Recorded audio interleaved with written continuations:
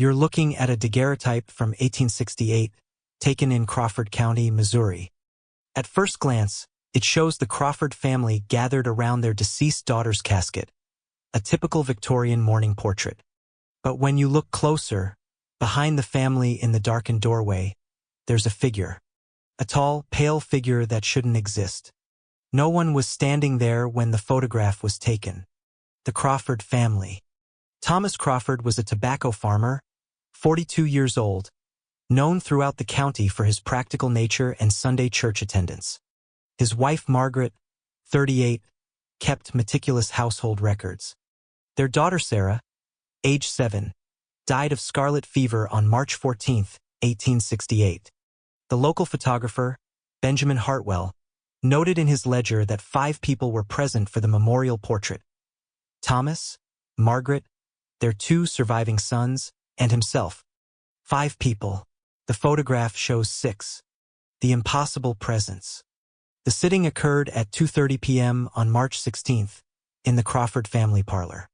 Hartwell positioned the family around Sarah's small pine casket, arranging them carefully. The exposure required absolute stillness for 45 seconds. Thomas later testified that the room was silent except for Margaret's quiet weeping and the ticking of their mantel clock. When Hartwell developed the plate 3 hours later in his studio, he discovered the figure. Standing in the doorway behind the family, partially obscured by shadow, was a tall person in what appeared to be a dark formal coat. The figure's face was pale, almost luminous, with distinct features: deep-set eyes, a prominent nose, gaunt cheeks. But here's what's impossible. The doorway led to a narrow hallway with a wall just 4 feet behind it. No one could stand there without being pressed against brick. Margaret's sister, who helped prepare Sarah's body, wrote in her diary, "Ben swears on his mother's grave that only the family entered that room. The door was locked after we left. He set up his equipment alone." The second phenomenon occurred when Thomas examined the photograph under magnification. The figure wasn't blurred like someone who moved during exposure. It was sharp, perfectly focused. But its clothing style was wrong. The high-collared coat and cravat were fashionable in the 1820s, not 1868. Local historian Reverend James Walsh, who documented Crawford County families, recognized the style immediately. He searched through church records and found something chilling: a portrait of Marcus Crawford, Thomas's grandfather, who died in 1831. The resemblance was undeniable. Same gaunt face, same formal coat. Marcus had been buried in the family plot 37 years before this photograph was taken. The investigation. Dr. Edmund Foster, a physician and amateur photographer from St. Louis, examined the original plate in April 1868. He found no double exposure, no scratches, no chemical contamination. The emulsion showed a single, unmanipulated exposure. Foster measured the light values. The figure registered the same luminosity as the living subjects.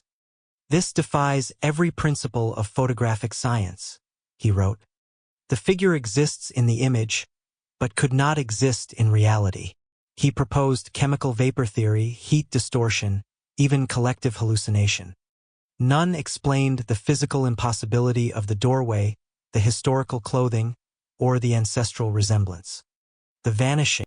The Crawford family moved to Kansas 3 months later.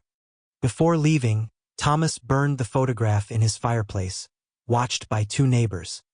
But Benjamin Hartwell had made a copy, stored in the Crawford County Historical Society archives.